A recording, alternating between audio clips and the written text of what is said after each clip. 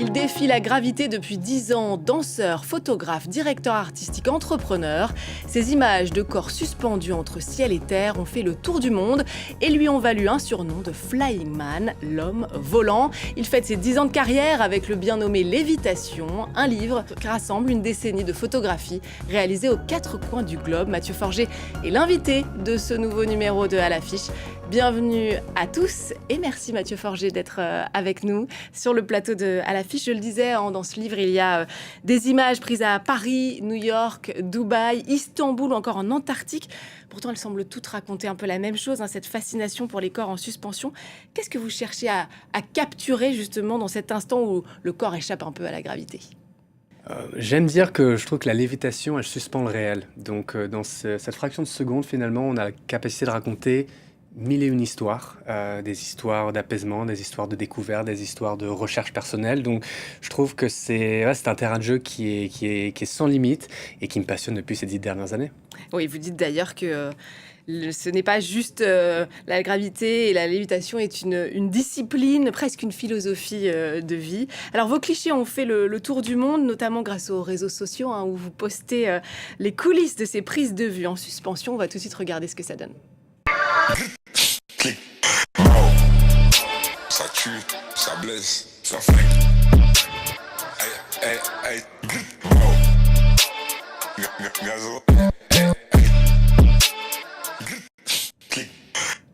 Impressionnant, ces clichés. On va justement s'arrêter un peu sur votre procédé. Comment vous faites exactement ? On va voir les images un peu des coulisses. C'est quoi vos trucs ? Alors, je dis toujours que l'inspiration peut venir de partout. Déjà, dans ma recherche, il y a un lieu, une tenue, un mouvement, une histoire. Donc parfois, ça va être par exemple ce lieu ici qui est à Palm Springs, c'est l'office de tourisme de Palm Springs, qui m'a intéressé pour son architecture. J'y suis allé, j'avais plusieurs tenues avec moi, dont cette veste jaune que je trouvais assez intéressante, qui crée ce beau contraste avec le bleu derrière. Donc voilà, et je cherche toujours l'espace vide. Donc dans cet endroit, il y a le ciel, donc c'est le moment où j'essaie de m'exprimer artistiquement. Mais parfois, l'inspiration peut venir d'une tenue, d'une rencontre, d'une personnalité, et je crée à partir de ça. Et si on veut reproduire un peu chez soi, alors on fait quoi ? On met l'appareil photo très bas ? Oui, on saute très haut ? Exact. Alors déjà, oui, il faut pouvoir un peu sauter, mais c'est vrai que pour avoir cette illusion d'un vol et gagner un petit peu, on va dire, en centimètres, on baisse un petit peu l'objectif. Alors on peut le faire avec un iPhone ou avec une caméra pro, tout marche. Ce qu'il faut, c'est qu'il faut avoir beaucoup de lumière. Plus on a de lumière, plus c'est simple de capturer l'image. Quand on est dans des lieux plus sombres, c'est beaucoup plus compliqué, et là, il faut des appareils qui sont plus performants. Et on met le mode rafale pour saisir... Rafale ou une prise, il y a les deux, mais la rafale, c'est un peu plus simple souvent. Si on a la technique, et vous l'avez, ça c'est sûr, on le voit. Alors en tout cas, vos images donnent souvent l'impression que le monde entier devient un terrain de jeu. On a vu dans un désert, un musée, même un paquebot en Antarctique. Comment est-ce que vous choisissez vos décors ? Justement, vous avez l'envie de montrer des choses très diversifiées ? Je suis un enfant désert, j'ai constamment voyagé avec mes parents petits, j'ai fait le tour du monde plusieurs fois, donc je pense que c'est un peu inné en moi. Aller voyager, c'est aller à la rencontre de nouveaux univers, de nouvelles personnalités, mais c'est aussi toujours une petite rétrospective sur qui on est, ça nous permet d'apprendre énormément sur nous et sur le monde qui nous entoure. Donc il y a toujours cette envie d'aller voyager, parfois ce sont des projets personnels, j'ai envie de partir dans tel ou tel lieu, parfois c'est à l'invitation de certains endroits comme celui de l'Antarctique, donc c'est un peu un mélange de deux, c'est un peu là où la vie nous mène. Ouais, et où les rencontres vous emmènent aussi, j'imagine. Alors Paris est évidemment aussi un décor de choix. En avril dernier, vous et votre compagne, c'est la danseuse française Victoria d'Auberville, vous êtes apparus en tant que couple donc amoureux dans le clip Dansons de Céline Dion. Ça a donné des magnifiques images sur les toits de la capitale. On regarde d'abord quelques images. Au-dessus des grands vides que nous souffle nous guide, les corps à l'unisson, jouer violon dansant. Ce soir il y a bal au milieu des étoiles, envers et contre nous. Céline Dion, c'est classe. Racontez-nous comment est-ce que vous êtes retrouvés dans ce clip si attendu. Ouais, c'était une expérience assez folle. C'est avant tout Victoria qui a été contactée par les équipes de Céline Dion Et en vue de cette histoire qui parlait d'amour et de danse, elle m'a invité à venir avec elle. Elle voulait que cette histoire se raconte tous les deux.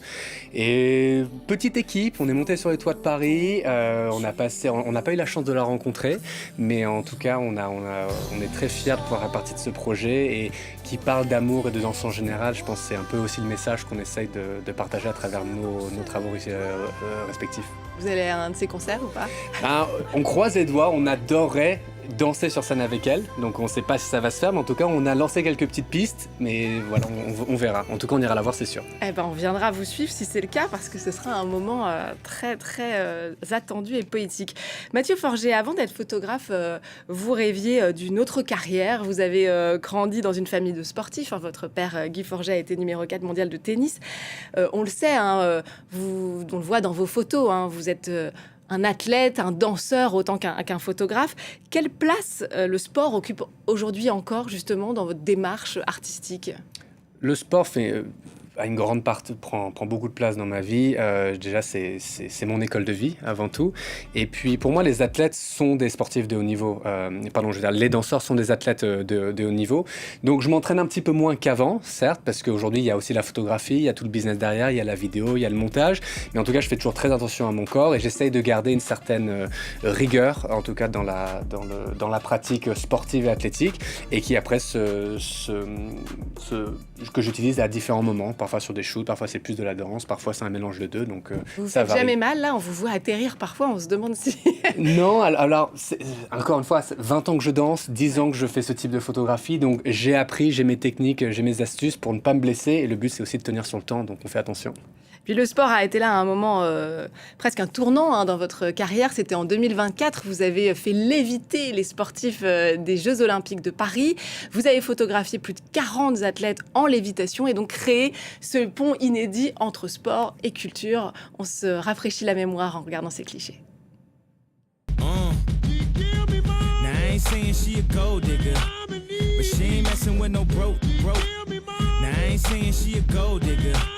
But she ain't messing with no broke. Get down, girl, gon' head, get down. Get down, girl, gon' head, get down. Get down, girl, gon' head, get down. Qu'est-ce qui vous intéressait justement dans cette rencontre entre performance sportive et puis gestes artistiques ?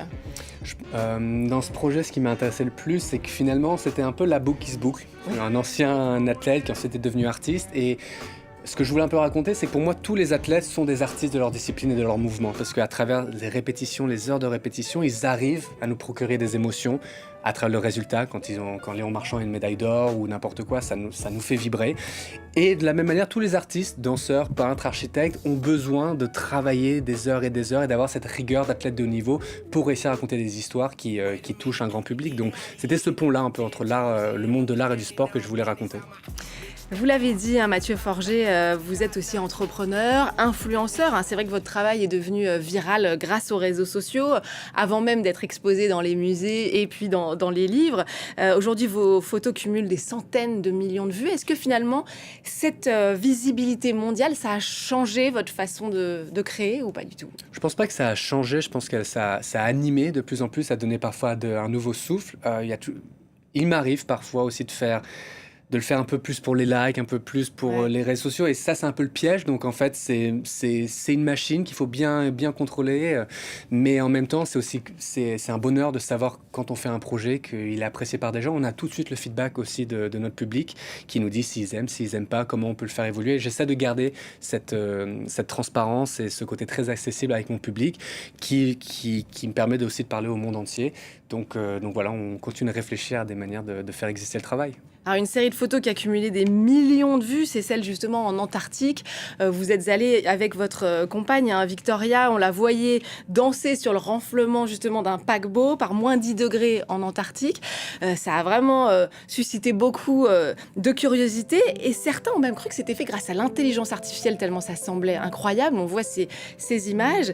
Vous qui ne travaillez justement pas avec des artifices numériques, en tant que photographe, l'IA, ça vous fait peur ? Vous y voyez des opportunités ? Comment est-ce que vous abordez ça ? J'en vois plus des opportunités. Je pense que l'IA, c'est un petit peu comme les réseaux sociaux à l'époque. Je pense que les réseaux sociaux ont un peu démocratiser ou changer les médias, la manière dont ils s'exprimaient, et ça a donné place à beaucoup de nouveaux artistes, j'en fais aussi partie, qui n'ont pas forcément les codes, qui ne sont pas sortis d'école d'art, qui n'ont pas fait d'école de cinéma, etc.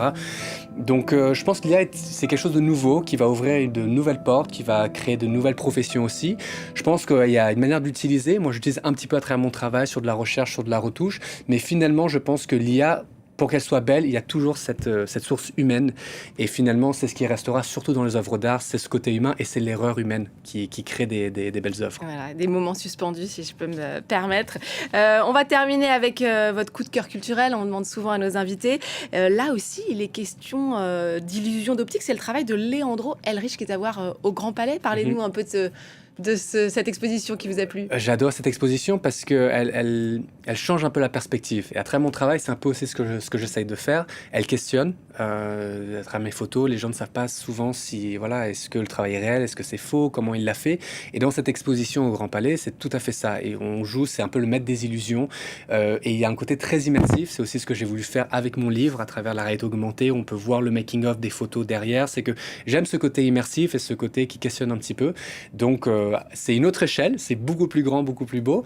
Enfin, pas beaucoup plus beau, mais c'est beaucoup plus grand en tout cas. C'est très différent. Et ça m'inspire énormément. Et c'est pour ça que j'ai voulu en parler aujourd'hui. Eh ben, merci beaucoup pour ce conseil. Merci évidemment aussi d'être venu nous parler de ce très beau livre. Je vous le montre en vrai parce que vraiment, il est magnifique avec cette très très belle couverture et vous avez toutes les photos à l'intérieur. C'est impressionnant. Merci encore d'être venu nous en parler de ce livre Lévitation et merci à vous de nous avoir suivis. N'oubliez pas de nous retrouver sur france24.com ainsi que sur tous nos réseaux sociaux. On se quitte donc avec les œuvres Trompe-l'œil de Leandro Ehrlich. C'est jusqu'au 6 septembre. Un parcours ludique à voir au Grand Palais. Je vous laisse découvrir et vous dis à très vite.